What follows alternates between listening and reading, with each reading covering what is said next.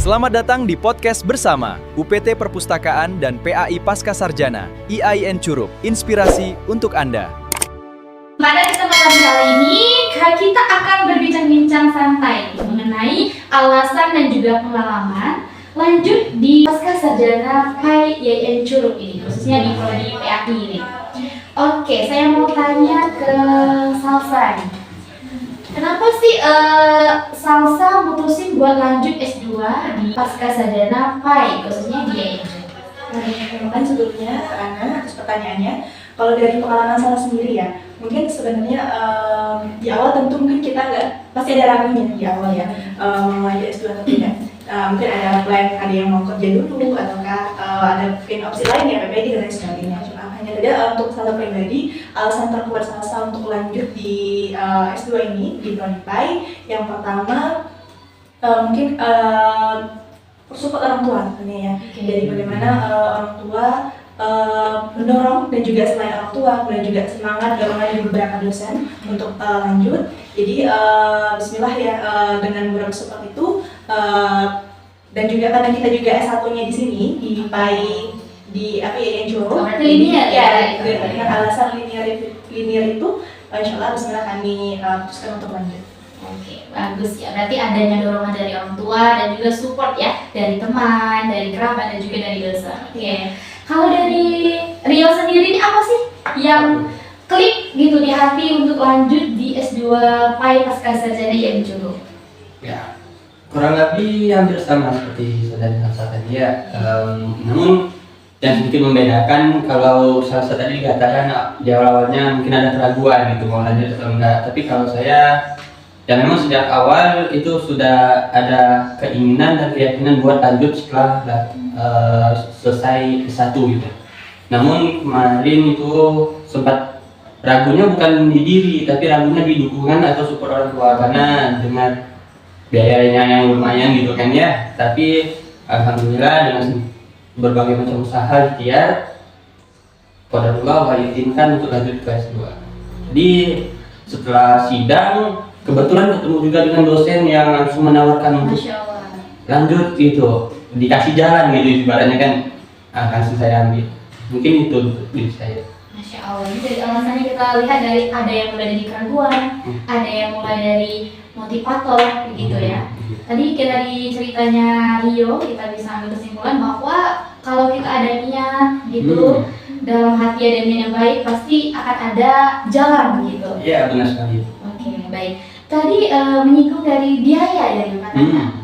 Khawatir ini biayanya. Emangnya di IAIN Curup ini khususnya ya, di Pasca PAI Sarjana IAIN Curup ini biayanya sistem biaya kuliahnya gimana? Sebenarnya kalau kita lihat di timeline itu ada selain uang UKT ada juga uang untuk pembinaan, uang untuk tesis, untuk itu segala macam. Tapi alhamdulillahnya kemarin setelah saya konfirmasi dengan pihak kampus saya, itu untuk biaya kita hanya dibebankan untuk UKT, sidang sama wisuda aja. Nah, untuk yang pembinaan dan itu selain sebagainya dilepaskan gitu kan. Nah, memang jumlahnya sedikit ya, untuk saya yang menengah ke bawah nih jumlah segitu lumayan besar sih. Tapi alhamdulillah saya memiliki keyakinan tidak di S1. Cerita sedikit nih Mal ya? Boleh, silakan kita berbagi pengalaman ya. Oke. Jadi pada waktu saya tamat SMA nih, flashback nih tahun tuh. Saya mau melanjutkan ke kuliah, itu kan saya tinggal sama nenek. Tinggal sama nenek, jadi dari kecil tinggal sama nenek. Pas mau daftar kuliah, qadarullah nenek saya yang selama ini cari makan, cari uang untuk kebutuhan sehari-hari, jatuh sakit. Lama waktu itu sakitnya sampai 1 tahun lah kurang lebih. Sehingga untuk pemasukan itu bisa dibilang terputus lah. Nah di saat seperti itu, saya membutuhkan uang untuk bayar UKT di semester 1 kan. Nah, ada keyakinan saya bahwasanya kalau kita niatkan sesuatu, melakukan sesuatu karena Allah, maka Allah yang akan turun tangan langsung untuk membantu kita gitu. Jadi meskipun pemasukan terputus, mungkin bisa dibilang karena ini sakit, saya tetap ambil untuk lanjut ke kuliah. Dan alhamdulillah ada aja jalannya gitu kan. Ada yang mau ngasih minjam, ada yang kasihan ngasih uangnya aja gitu.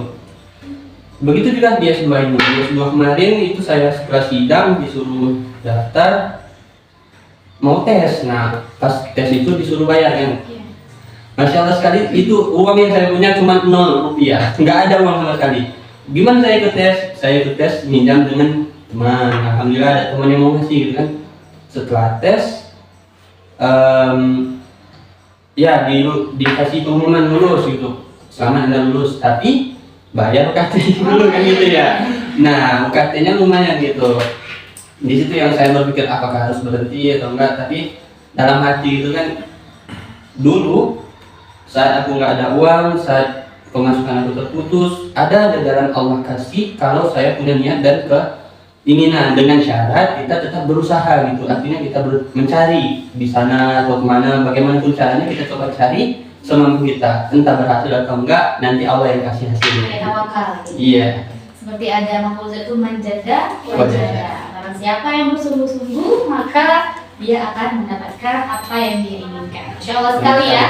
Kita dengar pengalaman dari Rio, mulai dari S1, gimana dia lanjut S2, dari pengalaman ini kita bisa petik ini, gimana bahwa kalau ada keinginan maka harus dikejar gitu ya. Diusahain dulu, sebisa mungkin sampai benar-benar mentok, sampai kita nggak tahu lagi jalannya. Nah kalau sudah nggak tahu lagi jalannya, maka berarti Allah yang akan langsung turun. Iya, pada intinya kita manusia ini hanya bisa berusaha, ya, berusaha dan berdoa. Untuk hasil itu nanti kembali lagi kepada Yang Maha Kuasa yang menentukan hasil. Oke, Masya Allah sekali ya dari pengalaman Rio. Berarti Rio sekarang ini sambil kerja, kuliah ya. sambil kerja. Nah, Masya Allahnya ketika saya lanjut S2, itu saya belum ada pekerjaan loh. Nah, saya belum ada tabungan, belum ada uang pegangan, belum ada pekerjaan. Nah, ketika saya lanjut S2, untuk bayar UKT itu saya minjam, full minjam, cari pinjaman gitu kan. Cuman agak sedikit ya terlalu lagi lah, nyari sana nggak ada, nyari sana nggak dikasih gitu kan. Cuman karena kita berusaha, ada juga yang mau ngasih hasilnya. Nah, itu saya mulai artinya dari minus nih, dari minjam dulu. Setelah minjam saya bayar, qadarullah, ada 2 bulan sebelum saya sidang itu saya meminta lamaran ke salah satu pondok pesantren. Nah saya kira nggak dianggap lagi, nggak dipanggil gitu kan, di reject aja gitu. Ternyata setelah saya kirim lamaran, saya sidang, wisuda dan lanjut ke S2. Saya pusing-pusing mikir di mana pekerjaan, di Pati gitu. Masya Allah. Itu salah satu keberuntungan ya, melihat sekarang ini kan susah ya, susah ya mencari pekerjaan, apalagi guru ya dia. Ya guru. Oke, apalagi guru sekarang honorer agak susah ya masuknya dia ya. Alhamdulillah, Masya Allah. Jadi anak-anak kuliah dan kerja gimana dia cara mengatur jadwalnya? Nah untuk itu di S2 alhamdulillahnya sedikit fleksibel yang kita nggak harus hadir di kampus selalu setiap hari gitu, karena di S2 kita sistemnya kuliahnya itu ada yang online, ada yang offline. Online dan offline. Berarti dalam 1 minggu 2 kali perkuliahan ya? Iya, dengan online dan juga offline.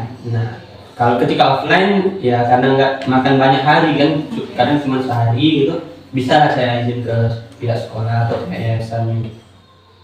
Oke, kalau dari Caca gimana nih Caca? Terkait jadwal kuliah di Encuruk?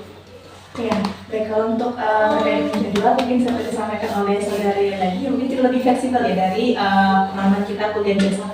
Kalau kita D1 kan mungkin lebih full ya, dalam seminggu kita ada 4 kali yang lebih kita kuliah, tapi kalau untuk S2 ini kita hanya 2 hari dalam seminggu biasanya. Dan juga sebenarnya juga hybrid ya, ada perpaduan boleh offline dan juga ada juga yang ada sambil kita adakan online. Nah untuk jadwal dari Ana ya, jadwal sendiri membagi waktunya, dia mungkin membagi membedakannya dengan S1 mungkin kebanyakan kita masuk S2 ini bisa untuk bekerja karena dia pasti tadi. Cuma untuk ini pengalaman ya, ini kan saudari sudah membagi pengalamannya luar biasa ya, bisa membagi waktu untuk bekerja dan juga kuliah. Tapi kalau dari saya pribadi mungkin ada sisi yang berbeda sedikit ya. Mungkin di awal memang di awal perkuliahan saya sempat bekerja kurang lebih 1 tahun di salah satu instansi ya.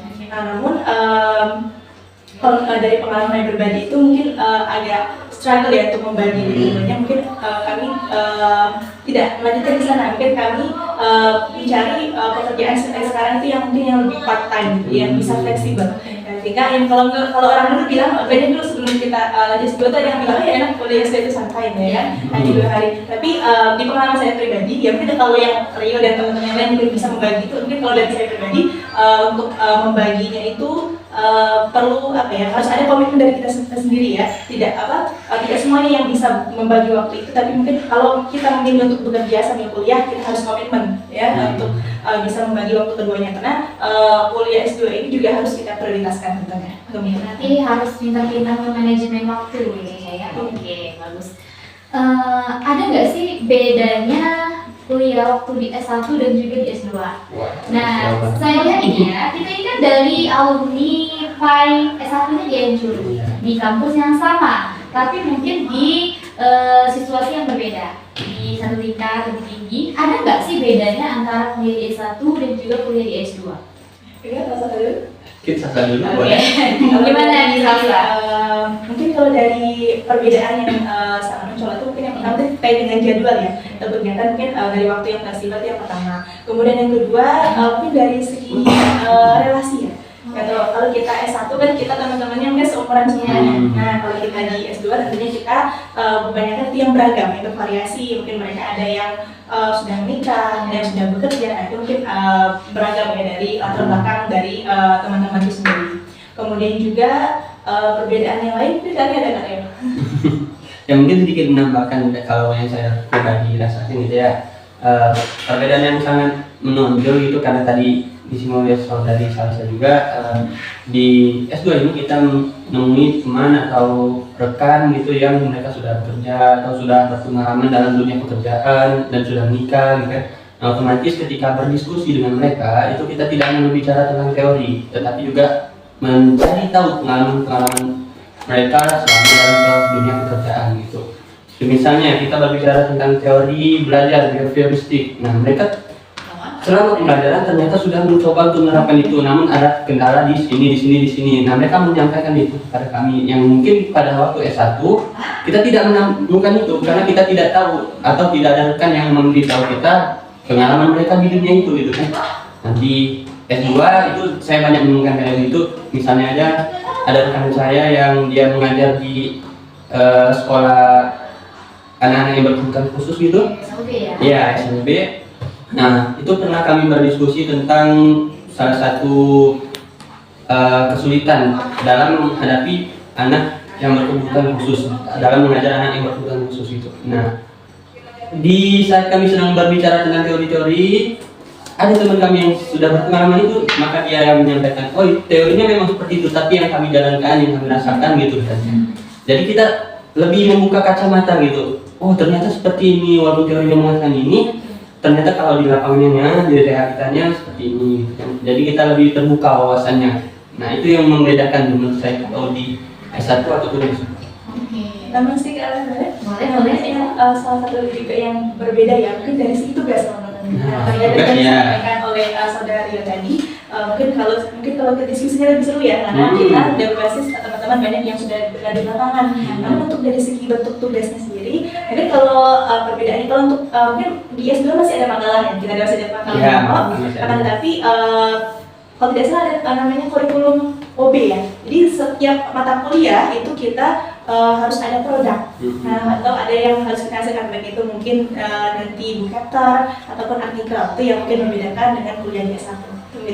Berarti dari segi situasi di kelasnya ada sedikit berbeda ya gitu ya, dan juga Salsa dan juga dari segi tugas itu ada juga beberapa perbedaan gitu ya.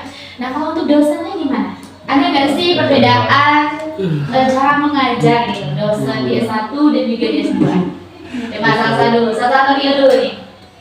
Ladies first. Oke. Perbedaan dosen S1 dan S2 ya, nah ya.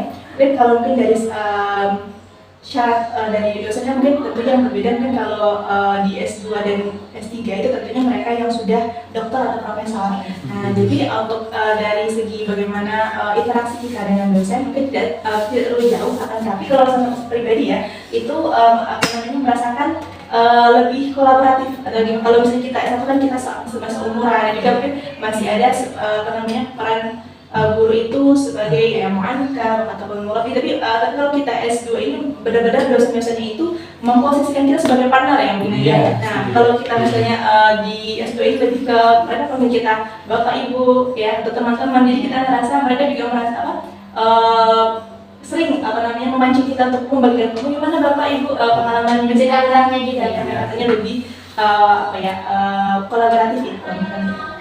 Kalau dari Rio sendiri pengalamannya sama di S2 gimana nih dosen-dosennya? Apakah killer gitu? Kan biasanya banyak yang bilang biasanya semakin tinggi di S2 gitu dosennya killer gitu, benar nggak Rio? Kalau untuk hal itu dengan sangat saya bisa katakan hal itu adalah salah ya. Saya bisa membantahnya dengan jelas karena yang saya rasakan selama kurang lebih beberapa semester yang telah berlalu gitu, dosen-dosen di S2 itu sangat humble gitu. Kan seperti yang disebutkan saudari Salsa tadi, bahwasannya mereka sangat kolaboratif, sangat menganggap bahwasannya kita sebagai mahasiswa itu bukan sebagai anak didiknya, tapi sebagai partner mereka, tempat mereka berdiskusi, tempat mereka untuk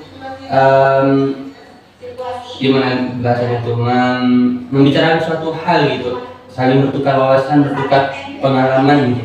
Jadi mereka memposisikan dirinya itu bukan sebagai seorang guru tok yang menghadapi anak peserta didik yang masih kecil gitu, tapi dia memposisikan dirinya sebagai partner, rekan, teman yang mungkin tidak ada perbedaan di antara gelar ataupun ilmu.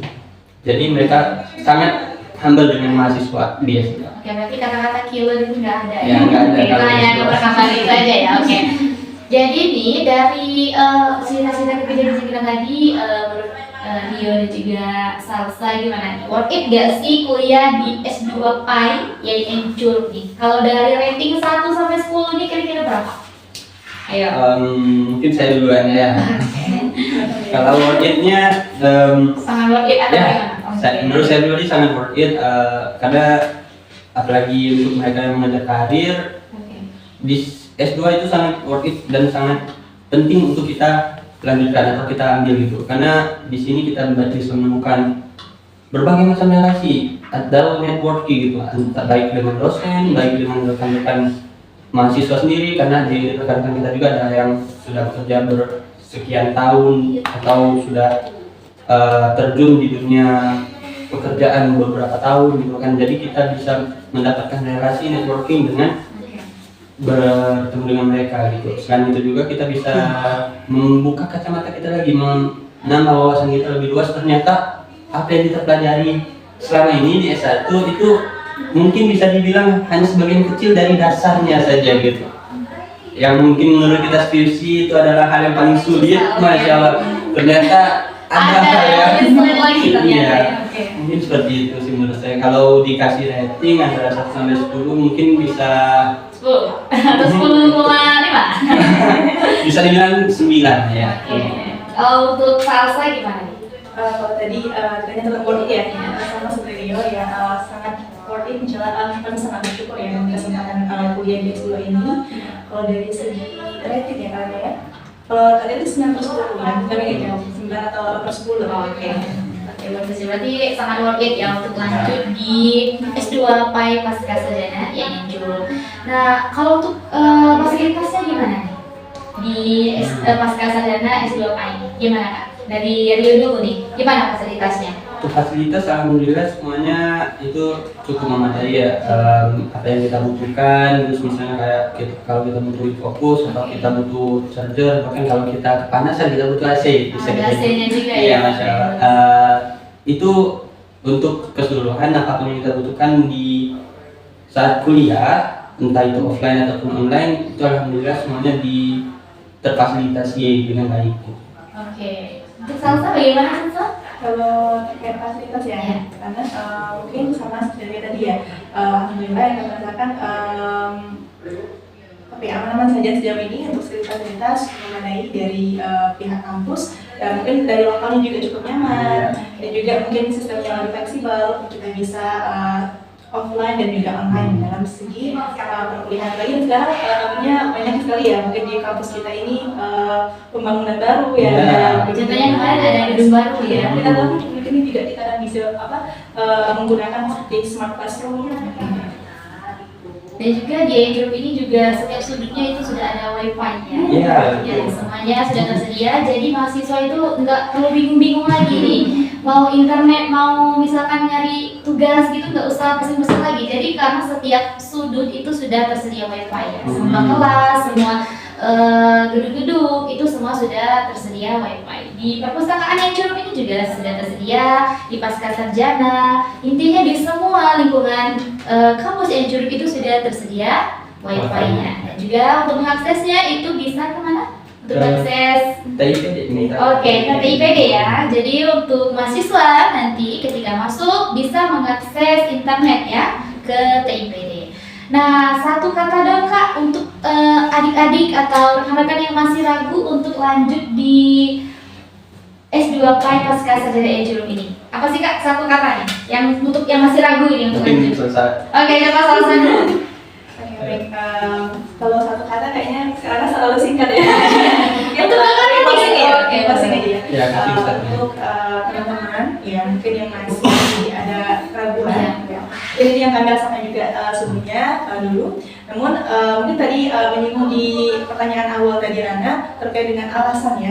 Nah, ini mungkin yang belum kami sampaikan tadi selain ya kita apa kalau di mungkin ada support dari orang tua ataupun dosen dan lain sebagainya, yang perlu kita apa ya, sadari sekarang dan dengan perkembangan teknologi, perkembangan zaman, kuliah pascasarjana ini kalau menurut kami pada zaman sekarang bukan sesuatu yang unik lagi. Sudah banyak, jangankan yang S2, S3 pun sudah banyak ya. Nah, jadi kita harus mempersiapkan diri ya untuk karir di masa mendatang. Maka S2 ini adalah salah satu pilihan yang kalau menurut kami pilihan yang yang tepat. Ya, kemudian untuk teman-teman jika memang udah ada keyakinan dalam diri tadi, meskipun kita ada yang kendala seperti bisa berkarya mungkin dari segi biaya dan lain sebagainya, tapi kalau kita ada keinginan, insya Allah pasti ada jalannya gitu ya untuk terkait dengan lanjut studi. Bagaimana untuk Rio? Mungkin sama sedikit closing statementnya. Saya ada beberapa kenangan itu mahasiswi S1 yang mungkin saat ini sudah dekat dengan sidang yang wisuda. Itu mereka rata-rata punya minat yang besar untuk lanjut ke studi S2, cuman ya dibiayai tadi mereka bilang. Nah, untuk orang seperti mereka saya ingin bilang, ingatlah mawaddaka rabbuka wa ma qala. Allah tidak akan pernah meninggalkanmu, tidak akan pernah membencimu, tidak akan pernah menelantarkanmu. Buktinya apa? Alam jadi dekat yatiman fa'awa. Lihatlah sebelumnya kamu bisa sampai di ujung S1, siapa yang membiayainya? Kan Allah. Nah, kalau Allah bisa membiayai S1-mu, pasti Allah bisa membiayai S2-mu. Jadi semangat, jangan putuskan mimpimu hanya karena biaya. Oke, bagus, Masya Allah sekali ya. Dari kalimat ini lebih dari satu kalimat ya. Oke, sekarang ini juga ya lagi buka ya pendaftaran di S2 Pascasarjana PAI ini gelombang kedua ya? Iya. Oke, untuk tanggalnya tanggal berapa ini untuk tanggal pendaftarannya? Iya, terkait dengan timeline SPMB gelombang 2 pascasarjana Enjurup ini, kalau dari segi pendaftaran ini masih ada anak yang masih ada buka dari tanggal 1 Juni sampai dengan 15 Juli ya. Sekarang udah tanggal 6 ya. 7, nah berarti kurang lebih ada 7 hari lagi untuk pendaftarannya teman-teman. Kemudian untuk pelaksanaan tesnya itu pada tanggal 20 sampai 21 Juli tahun 2026. Kemudian pengumuman di tanggal 27 dan daftar ulangnya ada di tanggal 28 Juli sampai dengan 10 Agustus 2026. Itu terkait dengan informasi pendaftarannya. Oke, jadi untuk teman-teman, untuk adik-adik yang masih punya keraguan dari penjelasan pengalaman dari Rio, Kak Rio, dan juga Kak Salsa mungkin bisa menjawab pertanyaan-pertanyaan dan juga keraguan-keraguan ya untuk melanjutkan studi di S2 PAI Enjurup. Dan juga jangan lupa bahwa gelombang 2 akan ditutup pada tanggal berapa tadi Syasha? 15 Juli. Iya, akan ditutup pada tanggal 15 Juli. Jadi untuk adik-adik dan rekan-rekan yang ingin daftar dan juga bergabung bersama kami di S2 PAI Pascasarjana Enjurup, jangan lupa kelewat tanggalnya. Oke? Bagaimana nih terkait podcastnya? Aman? Oke, ada satu kata dua kata lagi yang ingin disampaikan? Mungkin cukup dari Cukup? dari Mbak Sela. Cukup. Oke, teman-teman semuanya, inilah podcast kami pada hari ini yang bercerita tentang alasan dan juga pengalaman masuk di Pascasarjana S2 PAI yang Jurup. Mungkin nanti teman-teman yang masih ragu boleh nanti ke podcast ini mendengarkan pengalaman-pengalaman, mulai dari pengalaman masuk, pengalaman kuliah, dan juga mulai dari biaya semuanya kami bahas. Jangan lupa untuk menonton podcast kami. Sekian dari kami. Sekian kasih Ram, kasih salam dulu. Sekian kasih Ram. Wassalamualaikum warahmatullahi wabarakatuh. Oke.